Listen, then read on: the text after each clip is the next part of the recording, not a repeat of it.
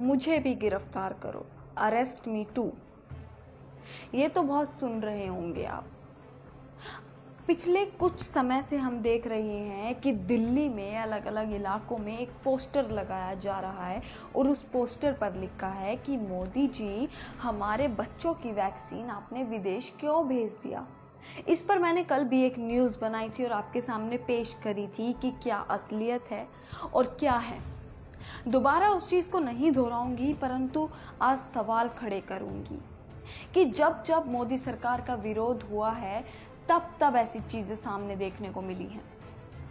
25 लोगों को गिरफ्तार किया गया है इसके तहत। इस पोस्टर लगाने वाले को भी, लगवाने वाले को भी, हर किसी को गिरफ्तार कर लिया गया। 25 लोगों को गिरफ्तार किया गया। और ये पहली बार नहीं हुआ देश में कि किसी ने सरकार का विरोध किया तो उसे गिरफ्तार ना किया गया हो।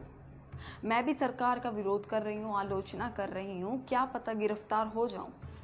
वैसे तो बोल दिया गया है कि मुझे भी गिरफ्तार करो, क्योंकि आलोचना कर रही हैं। ऐसा पहली बार नहीं हुआ।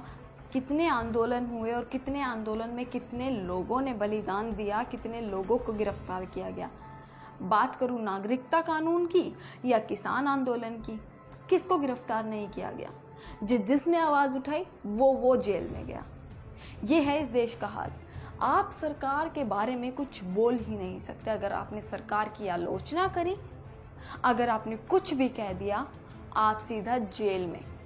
और अगर आपने खूब तारीफ करी तो क्या पता आपको विधायक का भी टिकट मिल जाए, ऐसा भी हो सकता है।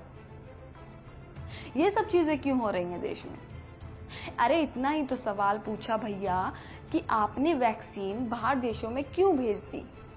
पहले आप खुद ही बोलते थे ना, बड़ा 56 इंच का सीना चौड़ा कर कर कि हमने विदेशों में वैक्सीन भेजी है, हम सेवा कर रहे हैं। तब हम भी सोचते थे अरे वाह मोदी जी कितने अच्छे हैं, दूसरे देशों की सेवा कर रहे हैं। पर जब अपने ही देश में जनता मर रही है, अपने ही देश में सड़क पर बिलक बिलक कर लोग रो रहे हैं, शमशान में चिताएं जलाने की जगह नहीं मिल रही, तो हम आपसे ही तो सवाल करेंगे कि आपने 6.5 करोड़ जो वैक्सीन की डोज थी वो आपने 85 कंट्रीज में भेज दी हैं। अपने लिए क्या बचाया और क्या थी वजह? क्या आपको मिला?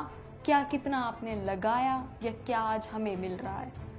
मुझे वैक्सीन नहीं लगी। अगर मैं लगवाना चाहूं तो कैसे लगवाऊं? स्लॉट्स नहीं है, रजिस्ट्रेशन नहीं हो रहा है।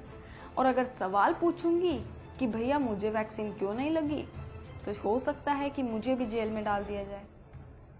इस प्रकार की चीजें इस देश में हो रही हैं, और अगर हो रही हैं तो कब तक चलेंगी? मेरा एक सवाल, क्या हर बार इस देश में यही होगा कि जो जो अपनी आवाज उठाएगा, जनता अगर अपनी आवाज उठाएगी, डेमोक्रेटिक कंट्री कहा जाता है, फंडामेंटल राइट्स हमें दिए जाते हैं, राइट टू स्पीच, आर्टिकल 19, कहाँ गई ये सारी चीजें?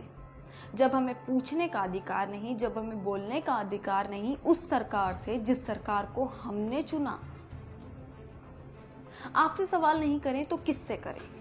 आपने तो कभी मीडिया के सवालों के जवाब नहीं दिए, आपने तो कभी हमारे साथ ही प्रेस कॉन्फ्रेंस नहीं करी, तो देश की जनता क्या? हम मीडिया वाले लोग ही पूछते रह जाते हैं कि ऐसा क्यों किया, ऐसा क्यों किया, पर हमें ही जवाब नहीं मिलता।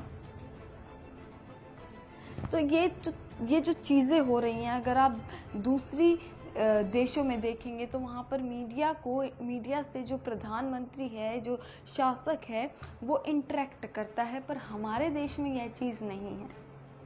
हमारे देश में इंटरव्यू देते हैं प्रधानमंत्री जी अक्षय कुमार को, और उसमें सवाल होते हैं कि आम आप छील के खाते हैं या चूस के खाते हैं। इस प्रकार के सवाल होते हैं। इस प्रकार के सवालों के जवाब देना ये लोग जायज़ समझते हैं। मेरा भी यही सवाल है कि मोदी जी, आपने वैक्सीन बाहर क्यों भेजी? एक बार इसका आप जवाब दे दीजिए, फिर आपसे कोई सवाल नहीं करेगा। जायज़ जवाब एक बार दे दीजिए। और आपने भेजी तो भेजी, सेवा भाव से भेजी, हमें कब मिलेगी एक बार वो भी बता दीजिए। आप लोग क्या सोचते हैं इस बारे में कि जो ये खबर चल रही है, इसके बारे में जो भी आप सोचते हैं अपनी राय जरूर बताइएगा। बहुत ज़रूरी है आपकी राय जाननी भी, क्योंकि सरकार नहीं सुनेगी परंतु हम ज़रूर सुनेंगे। आपका बहुत बहुत शुक्रिया।